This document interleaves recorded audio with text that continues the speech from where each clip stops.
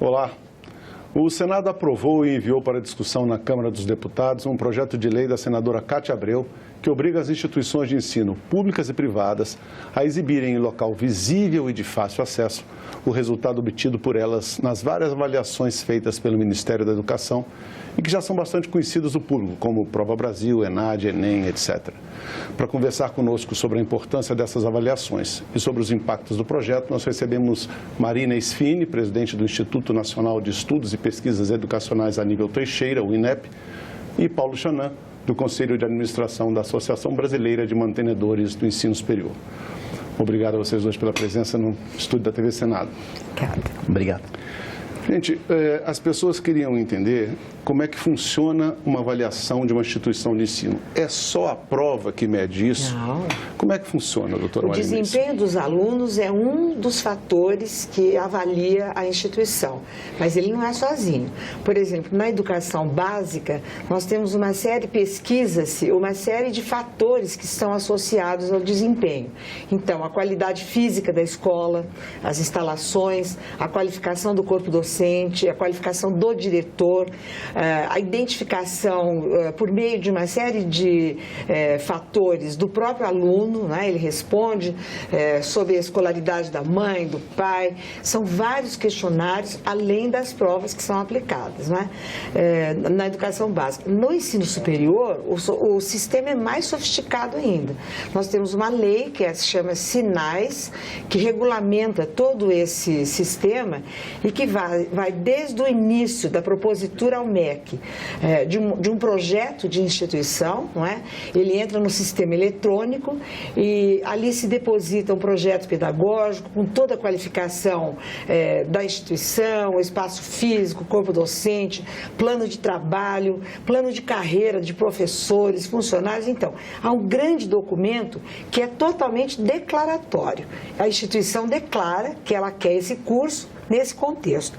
Imediatamente, a Secretaria de Regulação do Ensino Superior manda para o INEP este projeto, né, com o elenco de cursos que eles estão solicitando, já envia para o INEP, tendo feito a verificação da legislação, se atende à legislação, etc., e vai para o INEP e inicia-se, então, o ciclo de avaliação. Aí nós temos 3 blocos de atividades em torno desse conceito final, que é a avaliação in loco, né? Nós temos um banco de avaliadores devidamente capacitados, que são professores universitários, e num sistema randômico, obedecendo a certos critérios, são selecionados 3 avaliadores para fazer a visita à instituição. Eles têm que preencher critérios, não podem ser do mesmo estado, tem que ser um de uma universidade pública, os outros 2 podem ser de universidade privada, e tem que ter experiência. A comissão, às vezes, ela é mista, pelo menos na área onde está inserido o curso, né? Nós tínhamos uma série de instrumentos que nós oferecíamos ao avaliador e ele iria preencher. Os instrumentos receberam muitas críticas durante anos, não é? E finalmente, no final do ano passado, nós conseguimos apresentar para a sociedade os nossos instrumentos totalmente revitalizados, com apoio de pesquisadores, com apoio da BMS, inclusive, de pesquisadores a eles associados, pudemos fazer uma revitalização de tal forma a transformar os instrumentos do mais objetivo possível, né? Já dispusemos, inclusive, orientações, cursos para todas as instituições no nosso portal, inclusive um dicionário, um vocabulário de termos, para tornar o processo o mais democrático e transparente possível. Muito bem, a instituição é avisada, ela paga uma taxa que é totalmente defasada, não cobre basicamente nada. Nós também pagamos uma taxa que é simbólica para esses avaliadores, porque é praticamente uma vergonha, tá certo? É simbólica mesmo. E eles, então, vão até a instituição, fazem uma visita de 2, 3 dias, com esses formulários em mãos, e eles entrevistam alunos, eles conversam com os núcleos acadêmicos de dentro da instituição, enfim, eles fazem uma varredura praticamente, conversam com professores, conversam com funcionários, e eles têm todo o tempo que eles leram esse documento declaratório e eles vão, então, confrontar se aquilo que a instituição declarou, de fato, existe. Além de outros requisitos legais. Por exemplo, acessibilidade. Quer dizer, a instituição já se aprimorou para atender. Enfim, essa é uma parte. Aí, os avaliadores voltam e fazem um único relatório, os 3, e esse relatório fica disponível para a instituição ver por 5 dias. E ela tem o direito de contestar. Recentemente, quando eu vim para o INEP, para a presidência do INEP, porque eu já estive no INEP no passado, eu ainda agreguei um outro fator. Nós temos uma comissão formada por especialistas de todas as áreas, bons avaliadores, que recebem os recursos da instituição, porque ela pode questionar o relatório do avaliador, né?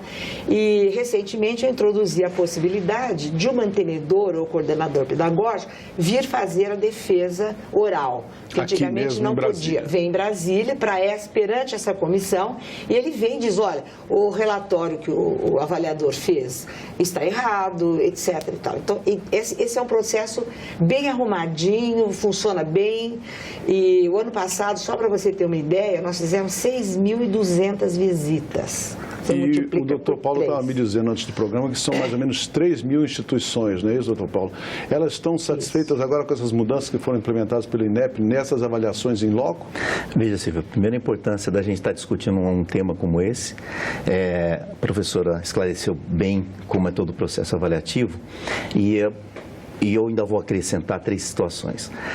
A instituição de ensino superior, ela é avaliada, além dessa parte toda estrutural, em 3 momentos muito claros. No primeiro momento, na própria Secretaria de Regulação, quando essa documentação toda é encaminhada, depois a própria avaliação em loco, e quando vai para um parecer final de emissão ou não da portaria autorizativa, ou de credenciamento, enfim, seja de qual natureza ela for, ela é novamente avaliada porque os relatórios e toda a análise feita anteriormente são subsídios para determinar a emissão ou não dessas portarias, né? Então, é um terceiro processo avaliativo. Então, a complexidade é bastante grande e eu diria que nós estamos mais satisfeitos aí nessa gestão atual do INEP em função de que a professora e toda a sua equipe resgatou aquilo que me parece ser a vontade inicial da Lei dos Sinais, que era avaliar a instituição do ponto de vista de pelo menos 3 pilares básicos, que era a avaliação interna, externa e o ENAD, os 3 como componentes contributivos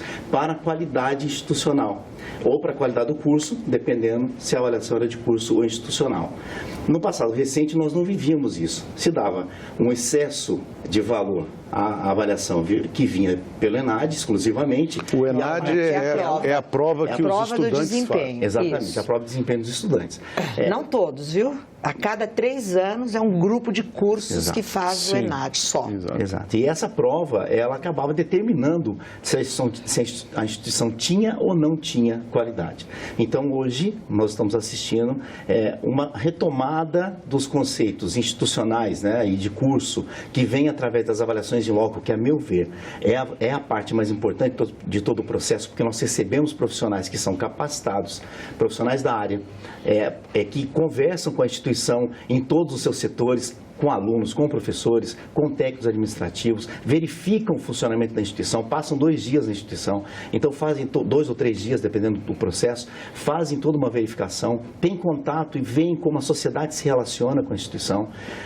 Então, esses relatórios, né, que são produzidos são muito ricos e eles trazem, de fato, um subsídio muito importante que estava sendo colocado um pouco de lado em favorecimento do conceito que vinha pelo ENAD. Então, no primeiro momento, me parece que agora as coisas começam a se estabelecer de uma maneira correta quando se volta ao nascedor do ENAD, dos sinais, do Sistema Nacional de Avaliação, que tinha como objetivo, me parece isso. E também, viu, Silvio, para completar o que o Paulo está dizendo, a prova do ENAD em si, ela recebe muitas críticas e são todas elas procedentes e verdadeiras. Era o que eu ia conversar. A prova tem muito poucas questões, porque você tem que avaliar o perfil de saída do profissional, não é? Seguramente, nós só podemos avaliar aquilo que está prescrito nas diretrizes curriculares nacionais, que são aprovadas pelo Conselho Nacional de Educação. Ali está circunscrito definido um perfil de profissional, um perfil de curso, e é em cima desse perfil que se faz a avaliação. Uma das maiores críticas com as quais eu concordo, uma vez que sou da área de avaliação, é que a prova faz uma varredura muito pequena desse perfil, né? Então, você tem 25 questões, 30 questões, na verdade, né? Que da parte específica do curso ou da área, e depois mais 10 questões de formação geral. Isso é muito pouco mesmo para você poder avaliar um perfil de saída. A outra crítica que se faz também, Silvio, é que esses exames até agora, não é, nunca eram comparáveis. Então, você, por exemplo, fazia uma prova de medicina e depois ia fazer 3 anos depois, a prova anterior e essa não eram comparadas, a prova, o instrumento. E isso é o maior pecado que se faz em termos de avaliação. Porque se você não tem a comparabilidade do desempenho, embora sejam alunos diferentes, você tem muito pouca coisa a dizer, a não ser acerca do número só. Fica um retrato de momento apenas. Não, e né? você fica com a interpretação do número. Então, 4 é maior que 3, 3 é maior que 2. E isso é muito pouco em termos de avaliação.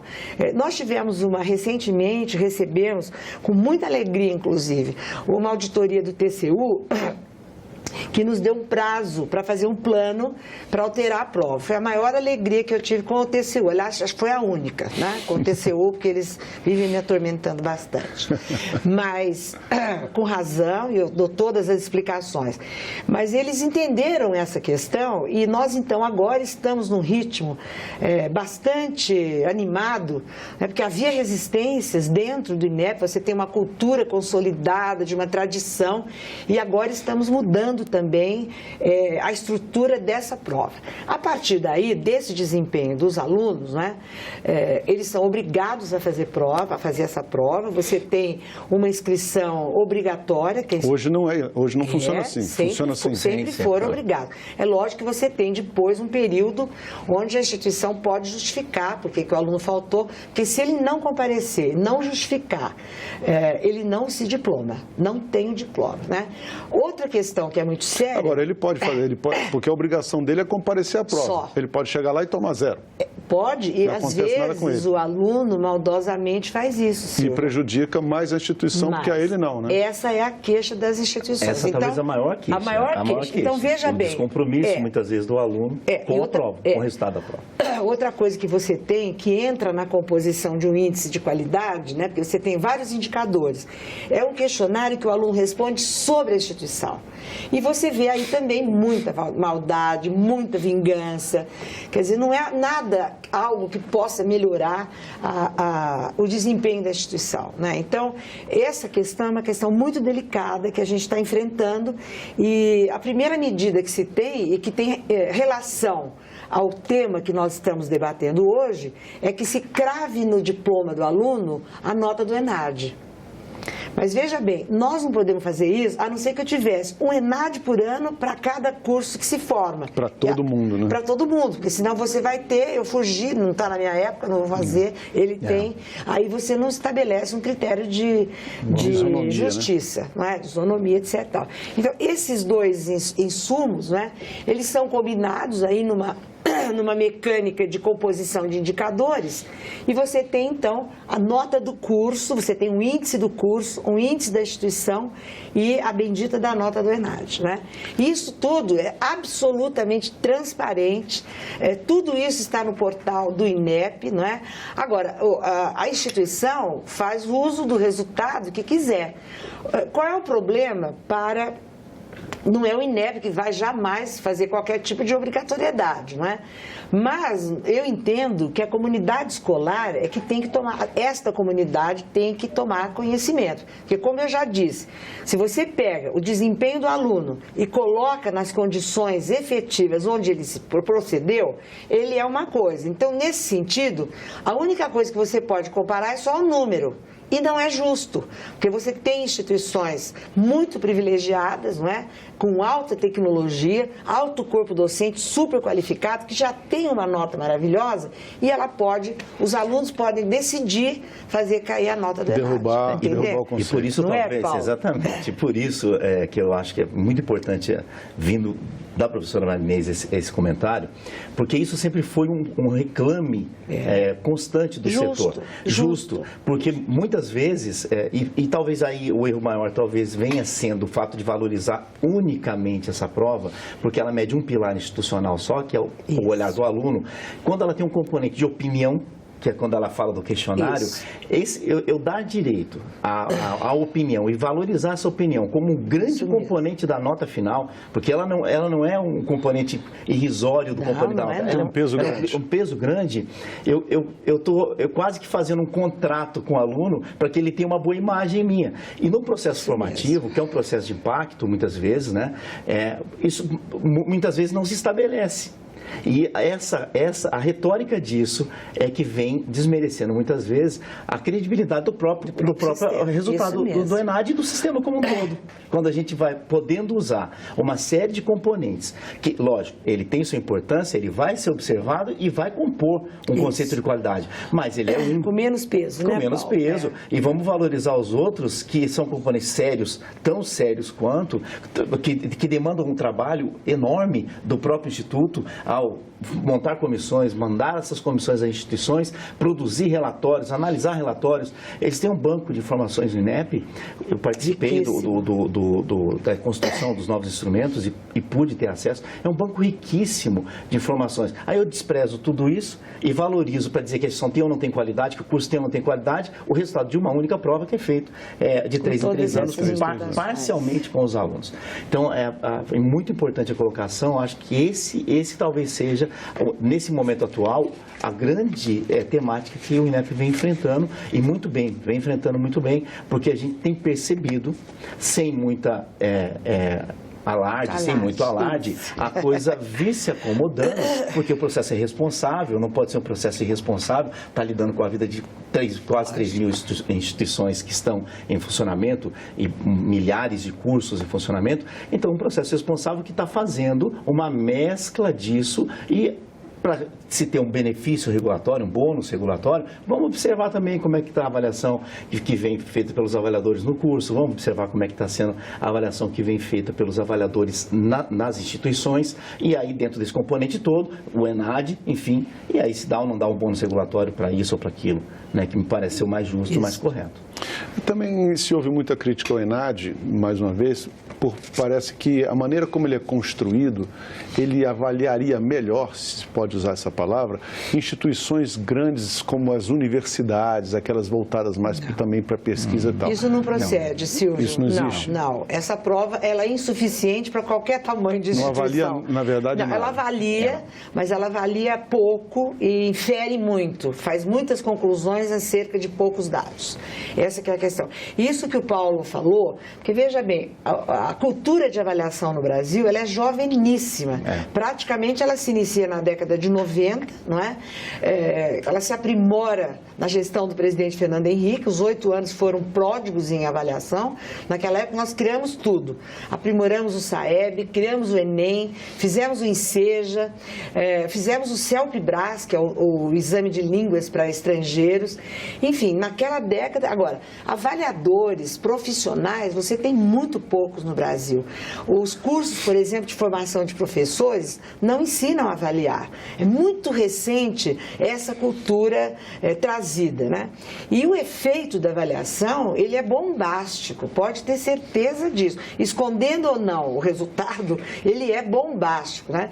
E muitas vezes a avaliação toma o lugar da vedete mais importante da escola, que é o currículo.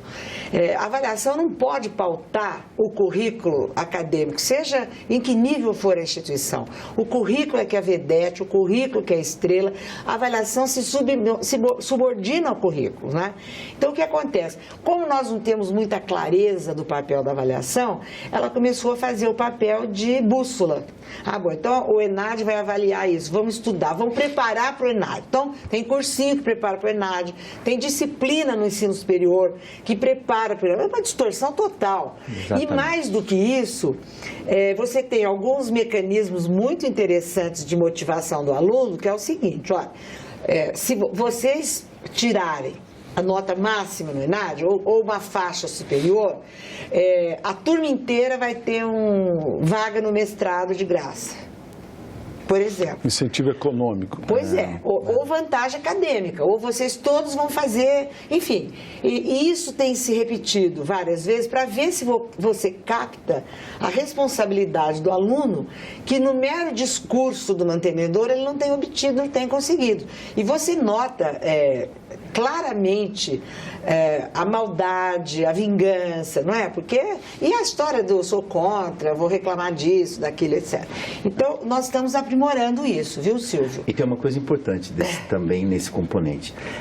A avaliação, Silvio, a avaliação nesse nível institucional de curso, ela tem como objetivo, ou deveria ter pelo menos, melhorar a qualidade. Induzir qualidade. Ela precisa induzir qualidade.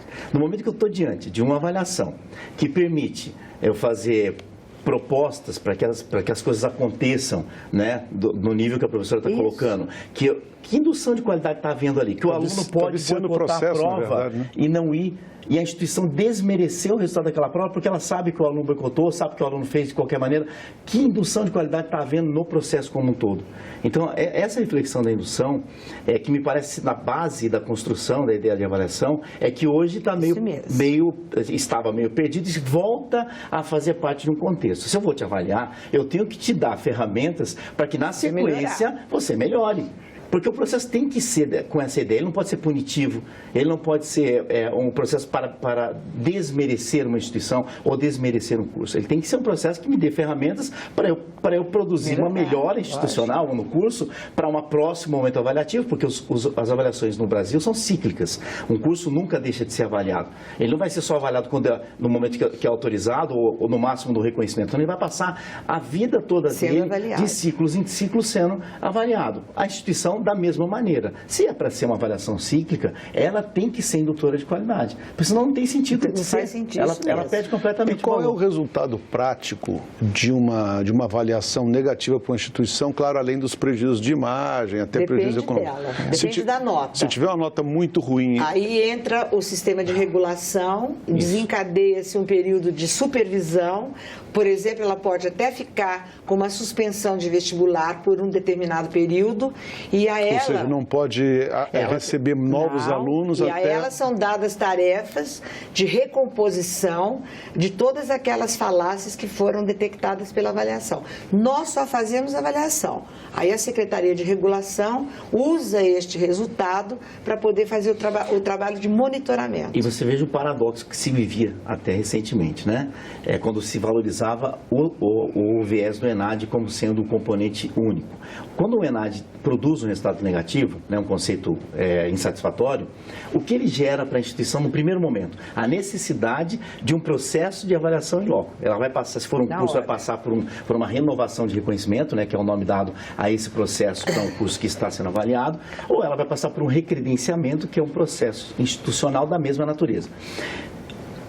O resultado que vai ou não permitir que essa instituição prossiga a sua vida, ou o curso que prossiga a sua vida sem ser penalizado, é um resultado positivo nessa avaliação em loco.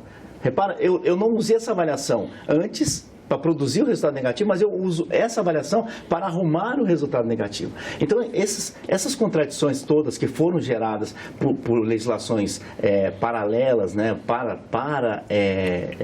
legais, infralegais, que acabaram comprometendo todo o processo, hoje eu espero e estou vendo isso, e eu falo aqui em nome de muitos mantenedores, que eu acho que também têm o mesmo pensamento, estamos vendo numa tentativa de reconstrução daquele momento inicial. Porque não é possível que eu esteja vendo todas essas falácias, né? Isso aqui arruma aquilo, e que ninguém faça nada para que isso pare de acontecer, né? Porque vinha isso num processo que era muito ruim para a instituição, e tenho certeza para o próprio instituto, que está lá colocando seus profissionais nas instituições, eles avaliam e aquilo não é usado. Mas como não é usado? Só é usado para produzir resultado estatístico, para quando eu precisar de um resultado estatístico? Não, para isso não seria necessário o volume de movimentação que eles fazem de pessoas e de instituições que se mobilizam para esse momento. Então, acho que é importante pontuar isso, porque é o que a gente vem percebendo de mudança efetiva dentro desse processo. O nosso tempo, infelizmente, acabou. Eu queria agradecer muito a presença de vocês dois aqui no nosso estúdio. Muito obrigado. Terminamos? Terminamos. Ah, que pena. Foi ótimo. Vamos Obrigada. vamos voltar. Obrigado a vocês. Bom, para rever, baixar ou assistir esse programa, você acessa o site senado.leg.br/TV ou então o canal da TV Senado no YouTube, youtube.com/TV Senado. Para fazer um comentário crítico ou sugestão, ligue grátis para 0800 61 2211. Obrigado pela companhia e até o próximo Cidadania.